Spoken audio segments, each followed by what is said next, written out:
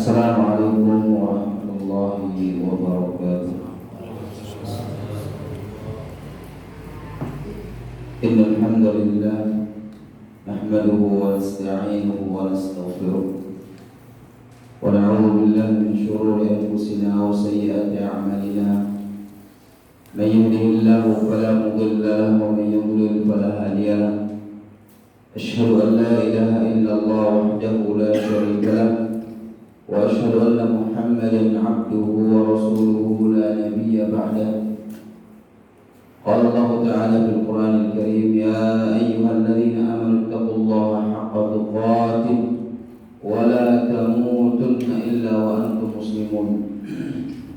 وقال أيضا يا أيها الناس اتقوا ربكم الذي خلقكم من نفس واحدة وخلق منها زوجها وبث منهما رجالا كثيرا ونساء واتقوا الله الذي تساءلون به والأرحام إن الله كان عليكم رقيبا.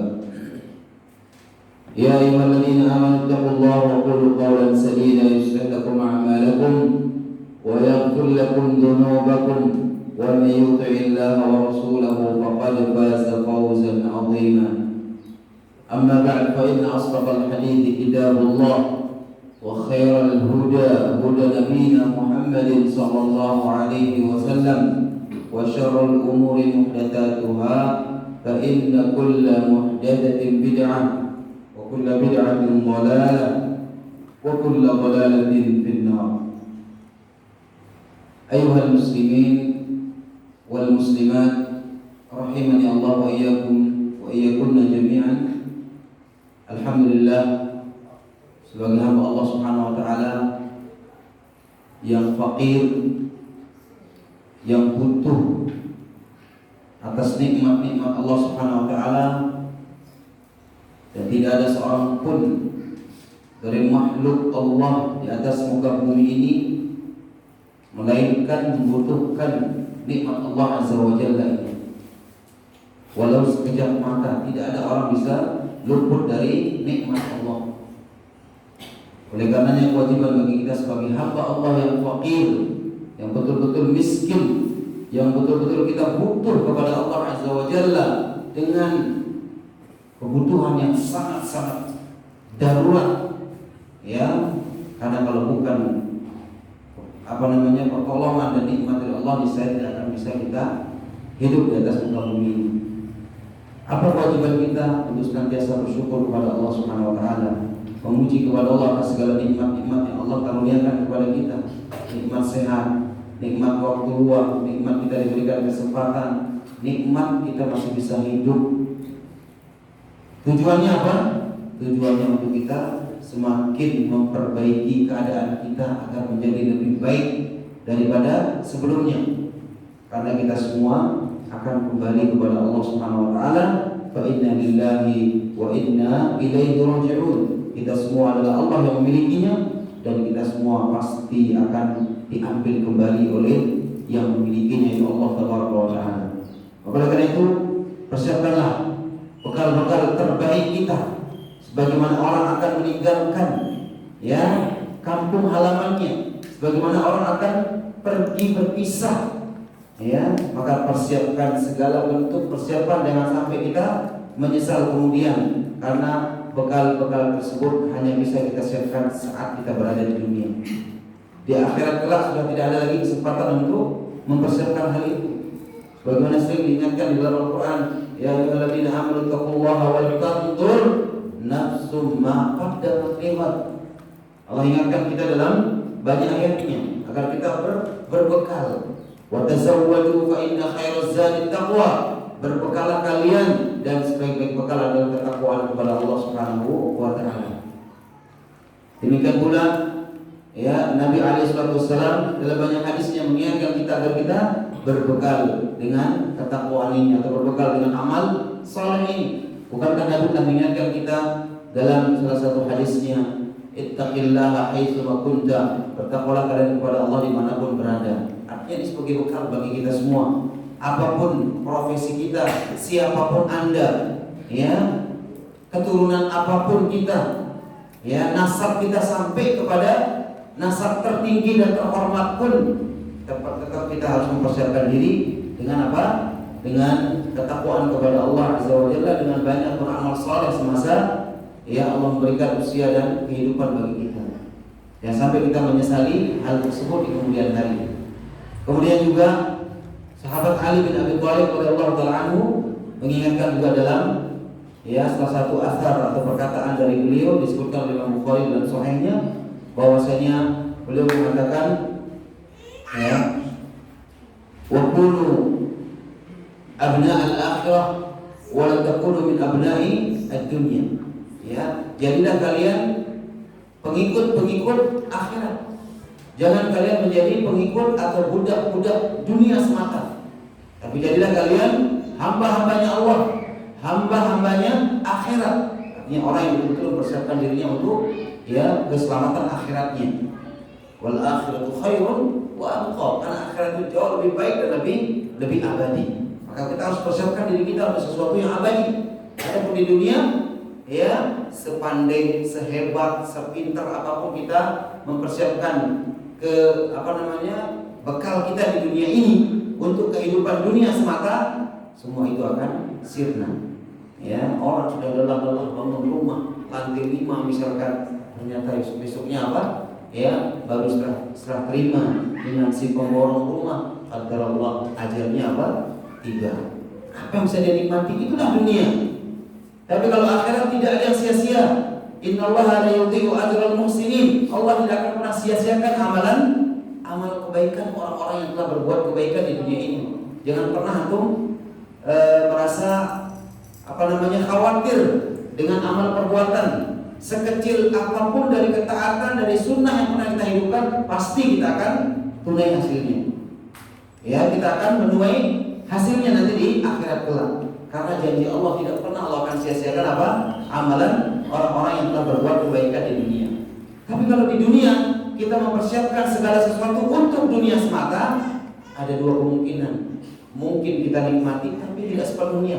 Bahkan mungkin lebih naas lagi kita sudah lelah-lelah, tidak ada manfaat yang bisa kita dapatkan. Dan ini terbukti dari banyak orang-orang yang telah menginvest hartanya, telah meluangkan keringat, pikiran, tenaganya untuk memperoleh kebahagiaan dunia semata. Bukan dia jadikan dunia ini sebagai jembatan untuk kebahagiaan akhiratnya, enggak, tapi dia jadikan dunia untuk dunia. Dia bekerja lelah untuk dunianya semata, tidak ada sedikit pun untuk jembatan menuju akhiratnya. Akhirnya betul, orang kalau hanya untuk itu, dia akan dapatkan dunianya, itu pun tidak sepenuhnya dia dapatkan. Karena apa? Besar kemungkinan Allah SWT akan memuji, Allah SWT akan mengambil dunia tersebut, atau bahkan mungkin dia akan ditemui oleh ajalnya sehingga dia tidak mendapatkan kesempatan untuk menikmati dunia tersebut. Maka oleh karena itu para jemaah sekalian, kembali pada asar Ali bin Abi Thalib, jadilah kalian budak-budak akhirat, karena dunia pasti akan kalian dapatkan, dan jangan pernah jadi budak dunia semata untuk dunia ini, karena dunia belum tentu kalian dapatkan, apalagi akhirat tersebut. Kemudian beliau mengatakan fa innal yawma amalun wala hisab, karena di dunia kalian hidup ini kesempatan untuk beramal, kesempatan untuk mempersiapkan bekal. Kemudian kata beliau wa qadan hisabun wala amal, sementara hari esok qaddamat ligat, ataupun perkataan Ali bin Abi Thalib wa qadan itu yaumul kiamah, hari akhirat nanti, bukan dunia. Esok maksudnya besok di akhirat. Apa? Hisabun wala amal, yang ada hanya perhitungan amal, yang ada hanya pertanggungjawaban dari semua nikmat yang Allah berikan. Sudahkah kita menunaikan hak-hak dan kewajiban kita dari Allah Subhanahu wa taala, ataukah kita sia-siakan? Ingat jangan pernah kita sia-siakan nikmat tersebut. Maka oleh itu, para jemaah sekalian yang terus mengajak diri pribadi dan antum semua, para jemaah sekalian, kaum muslimin, kaum muslimat, jangan pernah kita menyia-nyiakan kesempatan di atas muka bumi ini untuk kita melakukan hal-hal yang tidak sia-sia. Hal-hal yang sia-sia, perbaikilah keimanan kita, perbaikilah akidah kita, perbaikilah ibadah kita, dan perbaikilah segala bentuk amal ketaatan yang kita lakukan, yang kita munajatkan untuk Allah. Maka Allah SWT tidak akan pernah menyia-nyiakan amal perbuatan hambanya yang melakukan kebajikan untuk Allah Subhanahu wa taala. Bapak-bapak dan ibu-ibu kaum muslimin, kaum muslimat, ikhwani wa akhwat, azza Allah wa iyyakum jami'an. Insyaallah pembahasan kita pada kesempatan malam ini saya ingin mengajak para jemaah untuk kita membaca beberapa hadis yang menjelaskan tentang beberapa amalan-amalan atau adanya beberapa keutamaan dari amal-amal soleh yang kita lakukan, yang mana amal tersebut sampai memiliki keutamaan ataupun pahala yang setara dengan pahala kita melakukan ibadah umrah ataupun ibadah haji. Ini amalan yang rutinitas bisa dilakukan oleh siapapun, ya tentunya ba'dal hidayah, setelah mendapatkan hidayah dari Allah. Siapapun kita mampu melakukannya, hanya kita mau, kita memiliki azam yang kuat ataukah tidak. Persoalannya ada pada hati kita masing-masing. Ya, karena amalan-amalan yang saya akan sebutkan ini semua kembali kepada kesucian hati. Kalau hati kita bersih, kita berpikir jernih, bahwa kita hidup semata-mata kita betul-betul untuk meluangkan apa? Akhirat kita ini. Kita betul-betul ingin mempersiapkan bekal-bekal kita. Karena kehidupan dunia ini akan sirna, kehidupan dunia kita akan tinggalkan. Dan antum tahu sendiri bagaimana kehidupan kita di dunia ini. Betapa banyak orang-orang telah mendahului kita, betapa banyak saudara-saudara kita telah apa? Lebih awal kembali kepada Allah Subhanahu wa taala tanpa pernah kita sadari dan tidak pernah kita apa? Kita pernah memperkirakannya. Ya, tahu-tahunya dia sudah meninggalkan kita. Maka karena itu mudah-mudahan dengan beberapa amalan yang nantinya kita akan sebutkan yang diringkas oleh para ulama kita dalam beberapa makalah mereka, ya, ataupun tulisan mereka, mudah-mudahan bisa kita ambil manfaat dari ini. Khairuddin azakumullah, sebelum kita sebutkan amalan-amalan tersebut, ya, maka saya akan sebutkan dulu beberapa kaidah penting, muqaddimah penting, pendahuluan penting sebagai dasar bagi kita agar kita beramal tidak sekedar beramal. Yang pertama, ketahuilah bahwa Allah Subhanahu wa taala ciptakan semua kita ini makhluk dari dulu sampai terakhir ini, ya, atau sampai akan berakhirnya dunia ini, semua tujuannya hanya satu, untuk menjadi hamba-hamba Allah, untuk menjadi budak-budak Allah di atas muka bumi ini, siapapun mereka, tidak jinnya, tidak pula apa manusianya. Bahkan seluruh alam semesta ini sujud dan tunduk kepada Allah Subhanahu wa taala. Walakinnakum la tafqahuna tasbihahum, hanya masing-masing di kita tidak tahu masing-masing daripada makhluk Allah ini bagaimana cara apa? Beribadahnya kepada Allah. Ya, manusia punya cara beribadah sendiri. Kemudian juga apa? Binatang, hewan-hewan yang ada pun punya cara beribadah kepada Allah sendiri. Demikian juga tumbuh-tumbuhan, demikian juga gunung, laut, dan lain sebagainya, bebatuan, bangsa jin yang kena mukallaf, yang kena beban dari Allah Taala, semuanya beribadah kepada Allah Azza wa Jalla. Bukankah Allah mengatakan yusabbihu lillahi ma fis samawati wa ma fil ard. Ini ayat yang sangat umum. Semua apa yang ada di langit dan di bumi bertasbih untuk Allah. Artinya mengagungkan Allah, memuji Allah. Inilah ibadah tertinggi, mengagungkan Allah Subhanahu wa taala. Nah, kita pun juga sebagai hamba Allah, sebagai ciptaan Allah dari kalangan manusia pun disyariatkan oleh Allah untuk beribadah dengan cara-cara yang Allah ridhoi. Yang penting adalah kita memahami bahwa Allah ciptakan kita untuk beribadah. Ayatnya jelas, hadisnya pun juga sangat jelas. Allah Ta'ala mengingatkan dalam Al-Quran, wa ma khalaqtul jinna wal insa illa liya'budun. Tidaklah menciptakan jin dan manusia melainkan untuk beribadah kepadaku, melainkan untuk menjadi hambaku, bukan justru dijadikan sebagai apa? Sesembahan. Ya, jadi siapapun makhluk sehebat apapun tidak boleh mendapatkan apa? Hak-hak daripada hak mutlak bagi Allah Azza wa Jalla. Tidak boleh kita berdoa kepadanya, tidak boleh kita tawakal kepadanya, tidak boleh kita yaitu apa? Menduakannya dengan Allah, mensekutukannya dengan Allah, tidak boleh. Karena hak peribadatan hanya murni diperuntukkan untuk Allah dan murni untuk Allah Subhanahu wa taala. Karena apa? Wa ma khalaqtul jinna wal insa illa liya'budun. Tidaklah menciptakan jin dan manusia kecuali mereka agar beribadah kepada Allah. Ya, demikian juga dalam Al-Quran, ya ayuhan nasu ubudu rabbakumul ladzi khalaqakum, jelas sekali dalam surat Al-Baqarah, wahai segenap manusia. Ya, kalau kita merasa jadi manusia, ya kita harus sadarkan diri kita.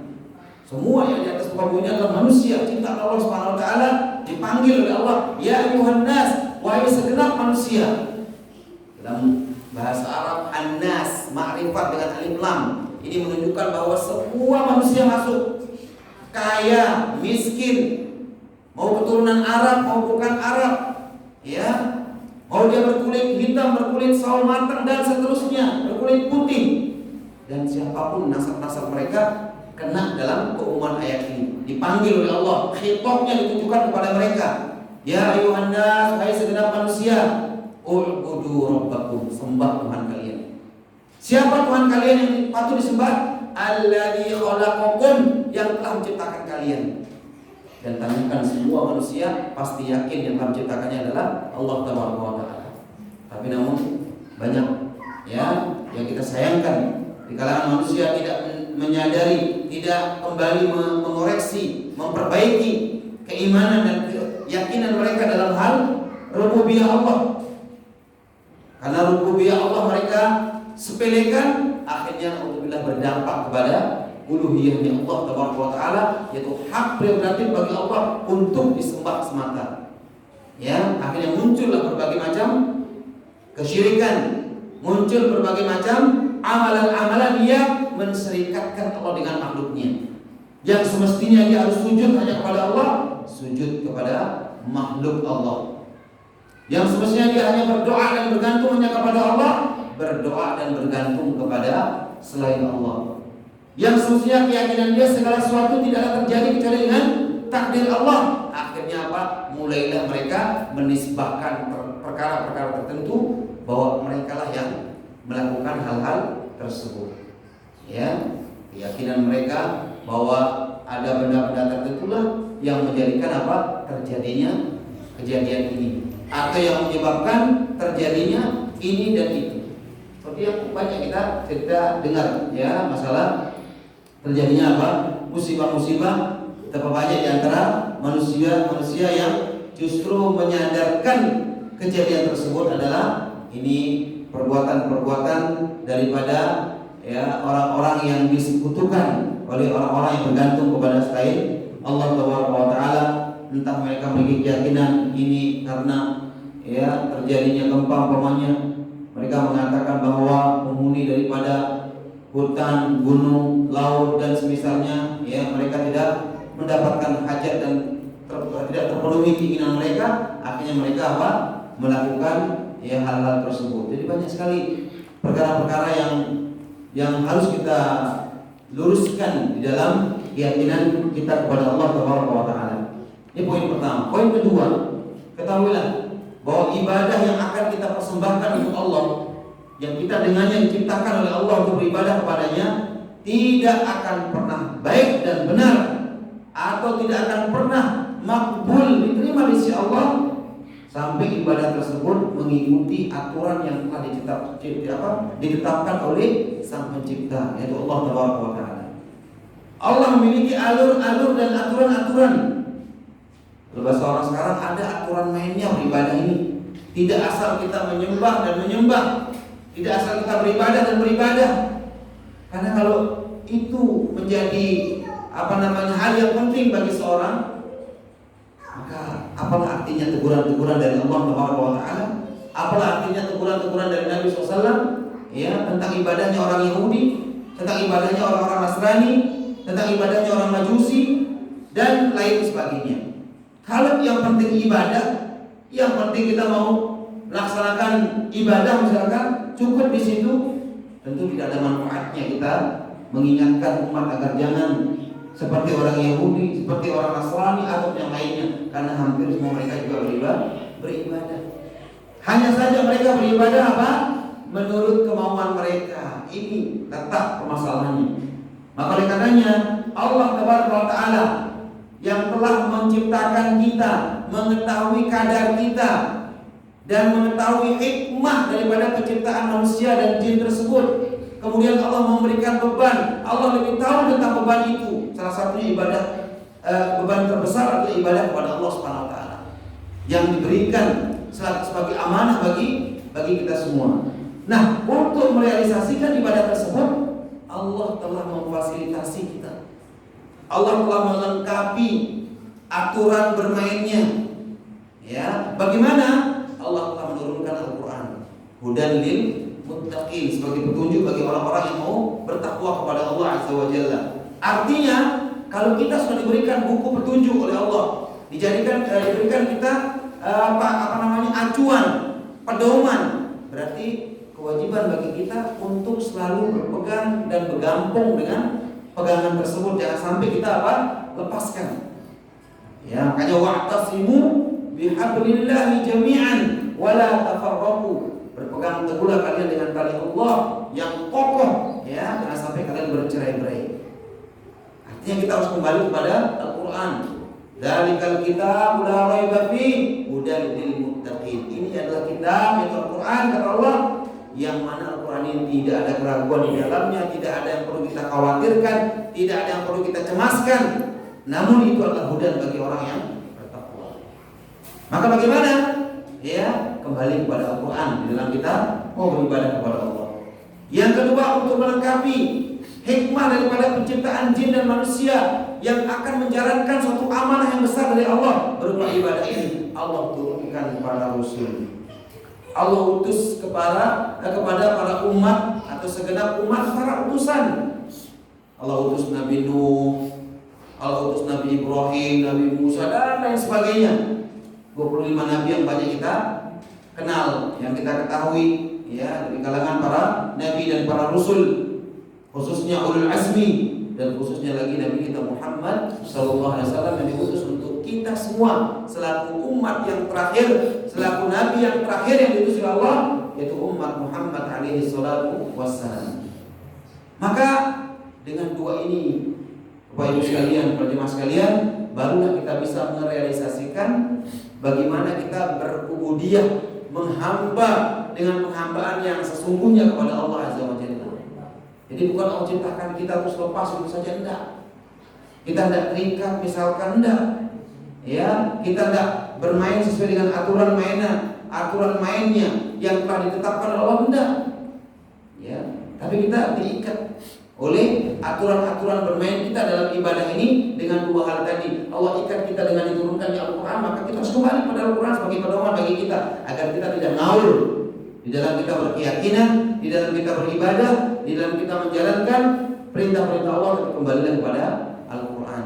Demikian pula Allah telah mengutus kepada kita semua, ya, atau kepada setiap umat seorang Rasul, yang tentunya Rasul inilah yang akan menjadi pembimbing mereka sebagai penjelas terhadap Quran yang Allah turunkan, dan sebagai qudwah atau uswatun hasanah, sebagai teladan bagi umatnya.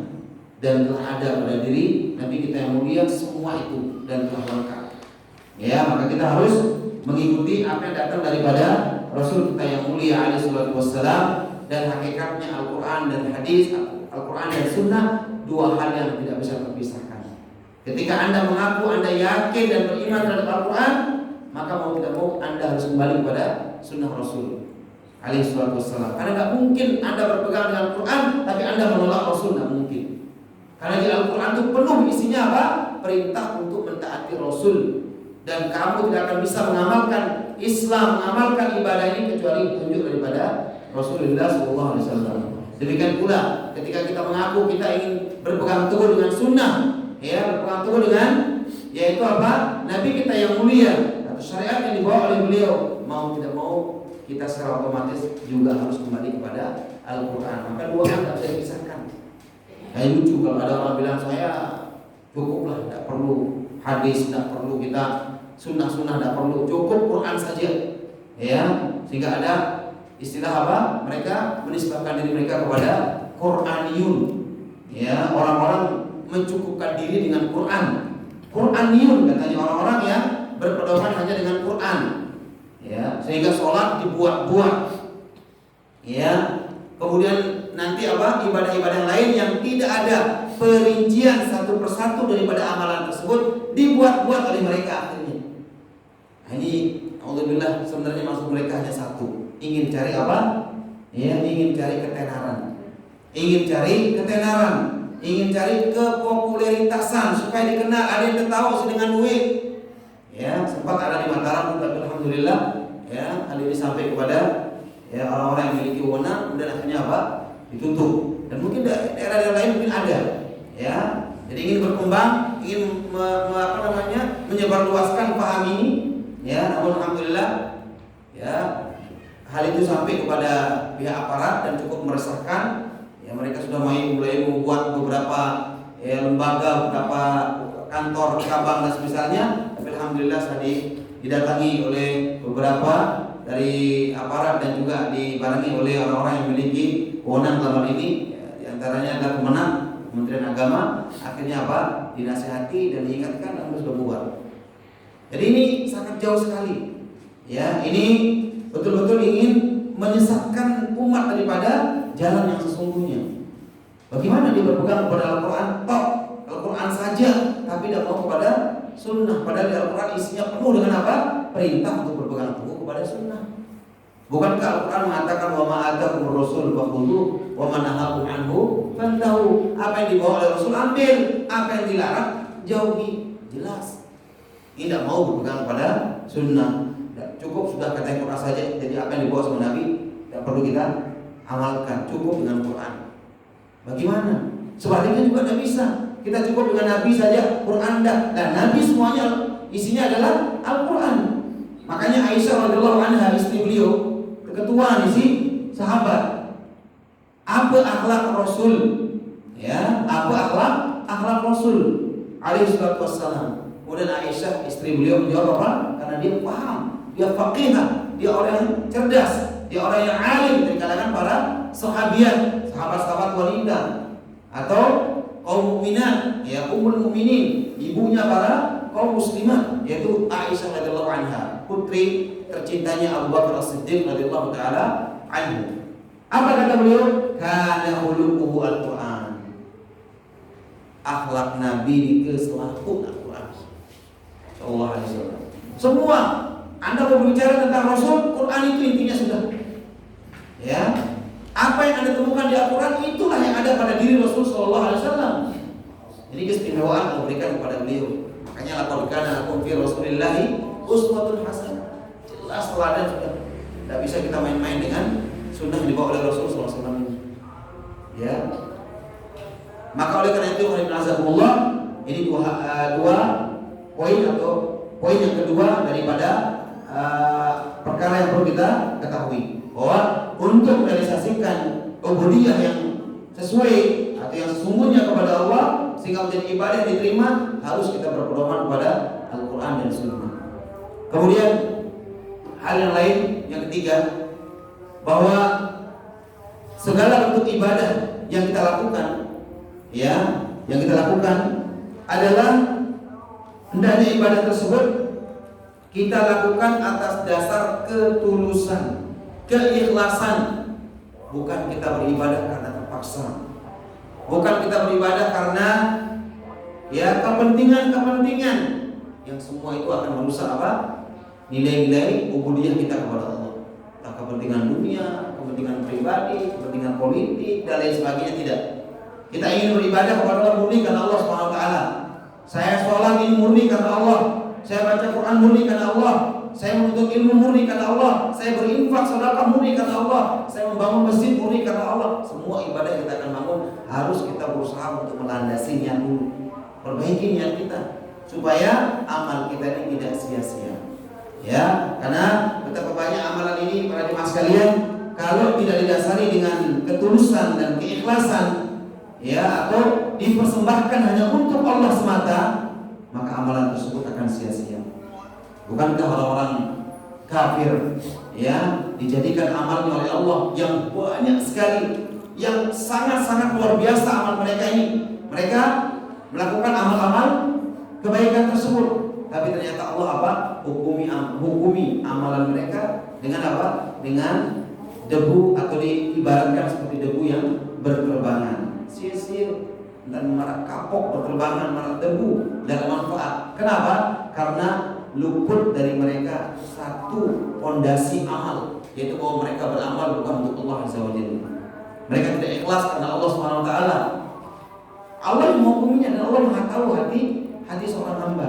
Maka karena itu poin yang ketiga ini yang lebih tahu adalah Allah Subhanahu wa taala, kemudian yang memiliki hati. Maka kita harus sering mengoreksi diri kita bahwa bagaimana agar kita dalam beramal ini tetap mengikhlaskan niat kita. Karena Allah mengingatkan pemangkana yarju liqa rabbih falyamal amalan shalihan wa la yusyrik bi ibadati rabbih ahada. Saya pilih budaya kejar Allah 5, ya, maka hendaknya dia beramal saleh dan jangan dia menyekutukan Allah dalam peribadatan. Ini kunci, ya. Kemudian yang keempat juga, jemaah sekalian, adalah kita di dalam beramal semata-mata yang memotivasi kita, yang menyemangati kita untuk mengejar amal tersebut adalah dalil adanya petunjuk, adanya anjuran dari hadis ataupun dari Al-Quran. Karena di zaman sekarang ini jangan gampang tertipu, ya. Betapa banyak orang menyuguhkan amalan-amalan yang katanya sih memotivasi orang, mendongkrak iman seseorang katanya, tapi setelah kita kaji lebih lanjut, ya, kita bahas lebih lanjut, betapa banyak amalan tersebut ternyata apa? Didasari oleh hadis-hadis yang tidak kuat atau alias palsu dan lain sebagainya. Ini banyak. Jadi banyak sekali ritual amal-amal tertentu yang mereka galakkan, baik tingkat masyarakat ataupun, ya, di kalangan mereka sendiri misalkan, ya. Akan tapi tidak jeli dan tidak teliti betapa banyak amalan tersebut didasari dengan hadis-hadis yang palsu.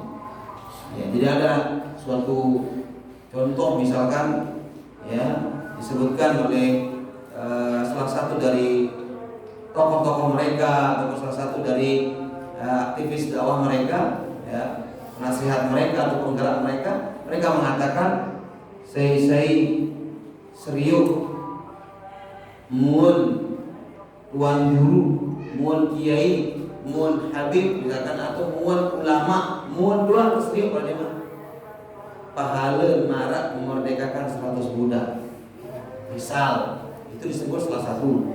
Jadi tujuannya sih baik, mungkin ingin menggerakkan supaya kita sering-sering ketemu sama tuan guru, sama orang alim dan semisalnya. Tapi untuk memotivasi orang untuk thalabul ilmi, untuk sering-sering duduk sama mereka, bukan demikian. Ada hadis-hadis yang lebih kuat yang sahih dari Nabi SAW, ya kan? Ya, seperti hadis-hadis tentang keutamaan menuntut ilmu, menimba ilmu dan semisalnya. Kemudian ada lagi juga, ya, hadis-hadis yang mereka bawa dalam motivasi amal, namun terkadang hadis tersebut tidak luput daripada apa? Hadis-hadis yang lemah, atau bahkan lebih ngeri lagi adalah hadis palsu. Nah, ini keliru teman-teman sekalian. Maka karena itu kita termotivasi dengan tingkatan pahala dalam beramal itu harus ada dalil. Ini kita kerjakan, nih ganjaran, nih tegawe, nih pahala. Ini kita kerjakan, ini yang kamu akan dapatkan. Nah, untuk menentukan ganjaran-ganjaran tersebut, ini adalah taufiqiyah, ya, atau tauqifiyah. Ini murni Allah dan Rasulnya yang berhak menentukan ganjaran tersebut. Jadi bukan kita para jemaah, tapi apa? Allah dan Rasul yang berhak menentukan ganjaran tersebut. Ya, biar pahala apa yang mau. Ini keutamaannya. Nanti kita akan sebutkan nanti berapa amalan yang apabila kita istiqamah pahalanya seperti apa? Melakukan umroh dan haji. Nah, ini tidak main-main. Tapi kita kembali kepada dalil, kembali kepada hadis. Kalau ada hadisnya, ya kita bersegera untuk berlomba-lomba. Ya, kemudian terakhir poin yang keempat adalah yang saya ingatkan sebelum kita menyebutkan amalan tersebut, ketahuilah bahwa disebutkannya ganjaran-ganjaran tersebut, para jemaah sekalian, bukan berarti menafikan, ya, amalan yang menjadi tujuan tadi. Contoh misalkan salah satu amalan yang kita akan sebutkan nanti misalkan melakukan umroh di bulan Ramadan.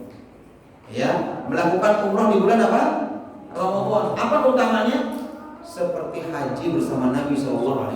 Pahalanya. Namun bukan berarti kita apa? Kita cukup tidak berhaji lagi dengan alasan wah umroh lagi bulan puasa, no pahalin pada berhaji. Berarti harus perlu haji. Tidak begitu. Karena maksud daripada ganjaran ini adalah fil jaza la fil ijza. Dalam hal pahala tapi bukan dalam hal menggugurkan amalan tersebut. Bisa dipahami? Nah, jadi tetap amalan itu hanya saja karena ya Allah dan Rasulnya memberikan motivasi kepada kita, maka Allah berikan ganjaran. Rasul berikan apa? Ganjaran adik bersegera untuk dapat istiqomah mengamalkan amalan tersebut karena begitu besarnya ganjaran ataupun janji-janji yang disebutkan oleh Rasul SAW. Kemudian juga dari ganjaran-ganjaran yang Nabi sebutkan dalam beberapa amal tertentu, entah karena sebab kemuliaan suatu tempat atau kemuliaan suatu amalan yang kita lakukan, ini bukan berarti seperti yang dipahami oleh sebagian orang kita beribadah berarti nggak ikhlas karena Allah katanya. Ini keliru, ya.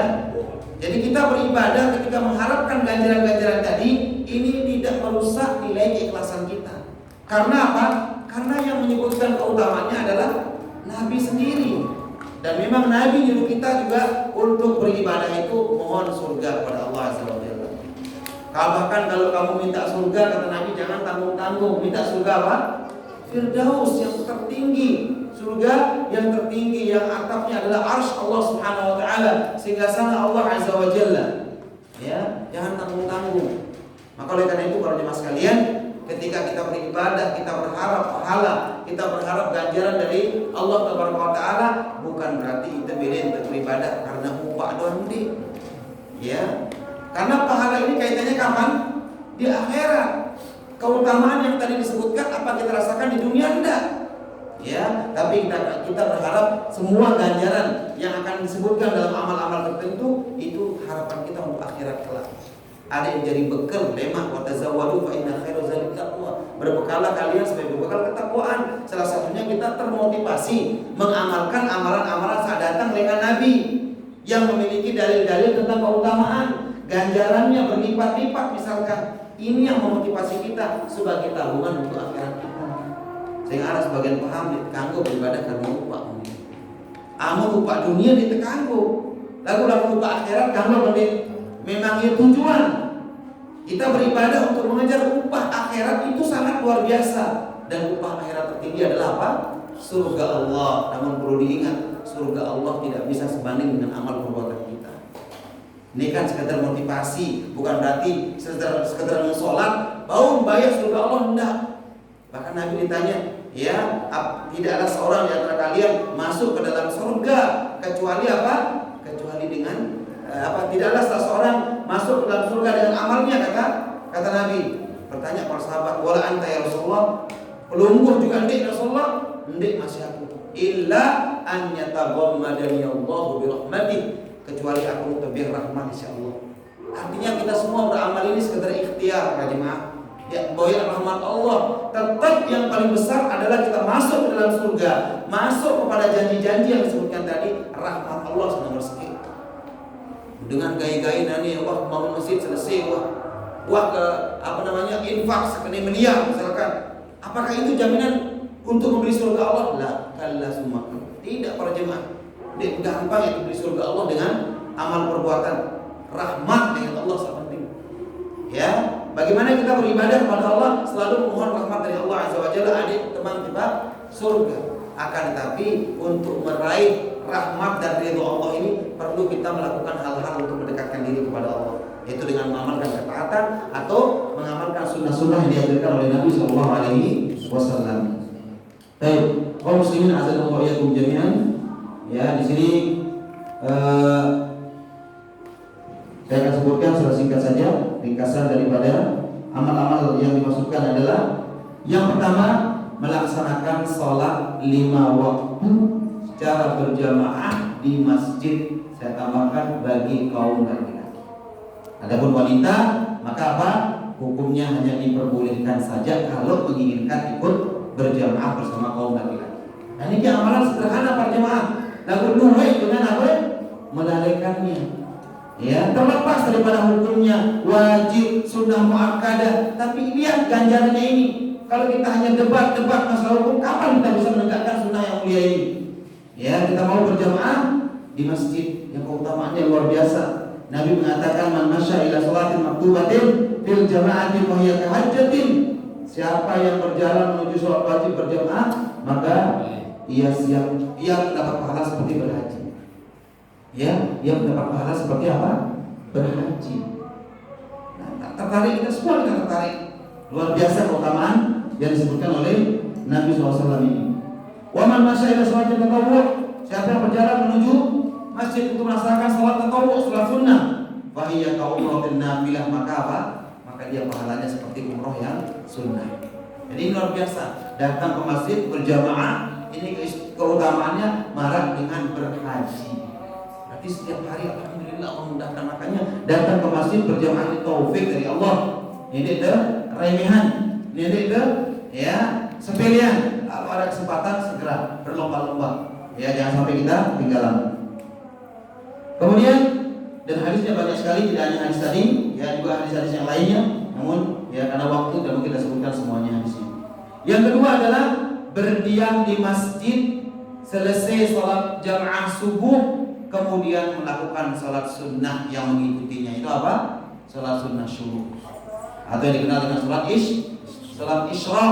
Ya, sholat sunnah di awal duha. Bukan duha ya. Duha nanti sholat sendiri. Ya, bahkan yang afdal sholat duha itu ketika matahari apa? Menyengat. Ya, atau diibaratkan anak onta apa? Kepanasan. Mengwain panasan anak unta, dia bertegawe sholat duha. Tapi walaupun di awal waktu juga tidak ada masalah. Seusai kita melaksanakan sholat apa? Sholat syuruk atau isyraq. Nah, ini utamaannya. Duduk di masjid setelah subuh, kemudian apa? Kita berdiam, berzikir dan baca Quran, atau kita berbincang-bincang tentang hal-hal yang bermanfaat, ya bukan obrolan-obrolan sia-sia ya. Maka apa? Insya Allah dengan istiqomah dalam hal ini kita akan mendapatkan pahala seperti umrah ataupun seperti haji. Nabi bersabda dalam sebuah hadisnya dari hadis Abu Umamah radhiyallahu taala anhu, man shallal ghadat bi jamaah, siapa sholat subuh sudah berjamaah, summa qa'ada, lalu dia berdiam, duduk di sana, wa yadhkurullah, dia berzikir kepada Allah, zikir umum, istighfar, baca tasbih, tahmid, baca Quran dan seterusnya. Hatta tatlu asy-syams, sampai matahari meninggi. Ya, atau sampai matahari apa? Terbit. Akan dikatakan oleh para ulama sampai meninggi setinggi tombak, yang kurang lebih 10 sampai 15 menit setelah apa? Terbitnya matahari, di awal terbitnya. Kemudian summa shalat rakaatain, lalu dia ikuti sholat 2 rakaat. Ya, sholat isyraq ini karena mau ke ajri hajjatin wa umrah, maka dia baginya pahala seperti haji dan umrah. Ya. Ini kadang-kadang perbuatan ya ringan, tapi banyak yang kita susah istiqomah. Apalagi dengan beban ya, tugas, sibuk dan lain sebagainya. Sekarang ini kadang-kadang apa? Allahu Akbar ya, berat sekali. Makanya kita berusaha. Apalagi hari libur, manfaatkan para jemaah. Ya, hari apa? Hari Jumat misalkan, atau hari Sabtu misalkan, atau hari apa kita libur, manfaatkan. Mudah-mudahan mau sekali seminggu kan, alhamdulillah, daripada tidak ada sama sekali. Waktu terus berlalu, kita tidak mendapatkan ganjaran-ganjaran ini. Kemudian yang ketiga, menghadiri majlis ilmu. Nah, ini abang-abang kalau ngaji para jemaah, dimanapun ada kesempatan, mari kita luangkan waktu, niatkan hal-hal tadi itu. Adik mau pahala haji, adik mau pahala apa? Umrah. Ya, Nabi bersabda dalam hadis Abu Umamah radhiyallahu anhu, man qala ila masjid, siapa yang berangkat menuju masjid, la yuridu illa an yata'allama khairan aw yu'allimahu, dia meniatkan dirinya tidak lain kecuali ingin belajar kebaikan atau mengajarkan kebaikan. Jadi guru kaji murid dipadu dan mau, ya, kana lahu ka ajri hajjin tamat hajat guru, maka baginya murid dan guru ini dua-duanya pahala seperti pahala haji, sempurna dengan pahala hajinya. Aku perlu tahu, perlu ikhlas. Itulah atau mari separuh perlu ikhlas dalam kita melaksanakan amal-amal itu. Ya, bukan yang tidak pendasaran baru, ya, dan untuk kaget amalan itu tidak lupa satu poin paling penting, ikhlas. Ya, pada orang antara rajin ngaji dan ternyata apa? Tidak ikhlas misal. Ya, makanya hati-hati. Ini yang terandar dengan Allah SWT yang maha tahu ya tentang ikhlas ini. Kemudian yang keempat, ya rajin kita membaca tasbih, membaca tahmid dan membaca takbir setiap selesai sholat. Dengan nanti salam-salam ya, salam-salam lain, ya ada istighfar, ada zikir, ada apa? Mana dengan seru-seru tombol di masjid pun nggak bisa. Ya banyak orang begitu. Salam-salam bubar, diam dulu zikir, istighfar, ada zikir dulu sampai selesai, takbir, tahmidnya sampai selesai. Kecuali kalau ada hajat, sakit perut, atau ada tamu yang nunggu, atau ada hajat yang darurat dan semisalnya, lain babnya. Cuma kadang-kadang di sebagian masjid saya amati begitu, selesai salam nggak ada yang berzikir, ya buya dan seterusnya. Nah kadang-kadang anak-anak kadang-kadang di sebagian tempat dibiarkan oleh orang-orang ya tidak diingatkan, maka ini kadang-kadang kita menjadi kebiasaan. Ini hadisnya panjang sekali, yang intinya adalah bahwa memperbanyak takbir, tahmid dan tasbih atau dan tahlil seusai kita sholat. Ini jaminannya adalah ibarat kita apa? Yaitu melakukan ibadah haji dan juga melakukan ibadah umrah tersebut. Kemudian yang kelima yaitu melaksanakan umrah di bulan suci Ramadan. Sudah saya singgung tadi, ya bahwa keutamaannya adalah seperti berhaji, bahkan hajinya bersama Rasulullah Shallallahu Alaihi Wasallam. Kemudian yang keenam berbakti pada kedua orang tua, ya baik di masa hidupnya maupun sesudah meninggal beliau. Ya berbakti pada kedua orang tua, sebagaimana pernah datang ada seorang kepada Nabi Sallallahu Alaihi Wasallam dari Anas bin Malik, saya ini tidak mampu untuk berjihad, tidak kuat saya katanya. Nabi mengatakan, apakah ada kedua orang tua masih hidup? Dia mengatakan, iya masih, ibuku masih ada katanya. Qal fa'abdillah bibirriha wa idza fa'alta dzalika fa anta hajjun mu'tamir mujahid. Maka berbakti kamu pada ibumu. Dengan kamu berbakti pada ibumu, kamu sudah berhaji, kamu sudah melakukan pahala umrah, kamu sudah melakukan pahala jihad. Fa idza radiyat anka ummuk fattaqillaha birriha. Dan apalagi kalau ibumu sudah meridhoimu, maka jaga ketakwaan kepada Allah dan terus kamu baktiin orang tuamu itu atau ibumu itu. Insyaallah ya, utamanya luar biasa. Nah, jadi para jemaah kita pada masih dengan toa, nenek ganti ke durhaka dengan toa, karena ternyata apa? Pintu surga masih dibukakan oleh Allah bagi kita. Tapi untuk terpilih dan toa pintu surga, ya jalan menuju surga masih berat bagi kita, namun kita tetap berdoa kepada Allah mudah-mudahan dengan kita berbakti dengan orang tua ini sebagai jalan untuk kita meraih surga Allah. Kemudian yang terakhir yaitu apa? Yang terakhir adalah bertekad dan berazam untuk menunaikan ibadah haji dan umrah. Sekadar ya pasang niat. Sekadar apa? Ya pasang niat. Maka insya Allah innamal a'malu binniyat. Setiap amal itu tergantung daripada niat. Innamal likulli imri'in ma nawa, dan setiap orang itu tergantung daripada apa yang telah diniatkan. Jadi nanti para jemaah berusaha untuk terus kita meniatkan dalam diri kita hal-hal yang baik.